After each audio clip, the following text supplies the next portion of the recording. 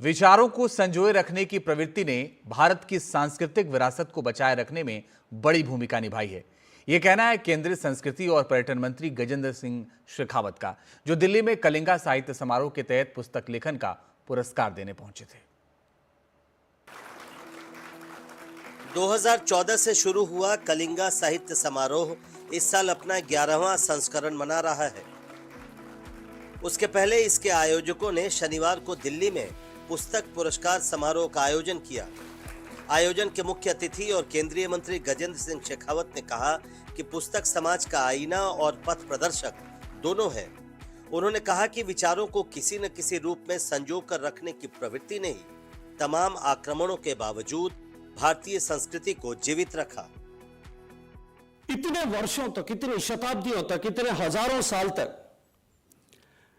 विश्व के पटल पर अनेक सभ्यताएं जो सृजित हुई,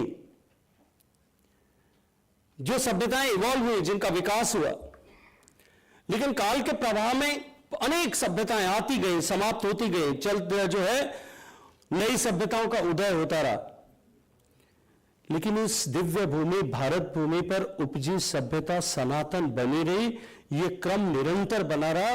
उसका एकमात्र सूत्रधार कोई था, शायद वो कभी न खोज पाए होंगे, लेकिन एकमात्र सूत्रधार अगर अवलंबन कोई था तो वो हमारे साहित्य सृजन की परंपरा थे। 12 श्रेणियों में 15 विजेताओं को पुरस्कार दिया गया।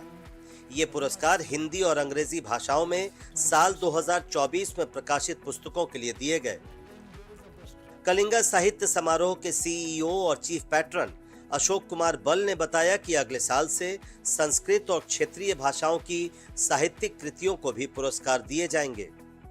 हमने देखिए, ये KLF बुक अवार्ड ये मतलब ये एक ओनली लिटरेरी फेस्टिवल है जो कि हिंदी को बढ़ावा देता है, और इस बार हमने हिंदी में 8 कैटेगरी हमने चुना है और जो विशिष्ट ऑथर्स हैं उनको हमने पुरस्कृत किया है।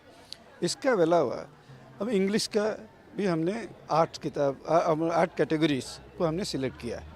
और आपको ये भी मैं बताना चाहता हूँ कि हमने ये डिसीजन किया है कि आउटस्टैंडिंग वर्क्स इन संस्कृत को हम पुरस्कृत करेंगे। पुरस्कार पाने वालों में प्रसिद्ध लेखक विक्रम संपत, राजनयिक विकास स्वरूप और पत्रकार और लेखक अनंत विजय शामिल हैं। पुरस्कार स्वरूप सभी विजेताओं को एक ट्रॉफी, एक ओडिया शॉल और 1 लाख रुपए की राशि दी गई।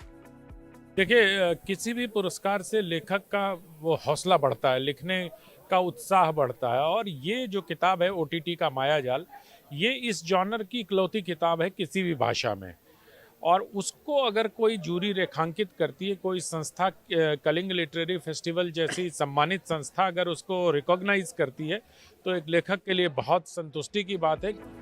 ओडिशा की राजधानी भुवनेश्वर में 21 मार्च से शुरू होने वाले इस समारोह में अदानी ग्रुप और NDTV की भी बड़ी भूमिका है, जो मुख्य प्रायोजकों में शामिल हैं। नई दिल्ली से प्रशांत, NDTV इंडिया।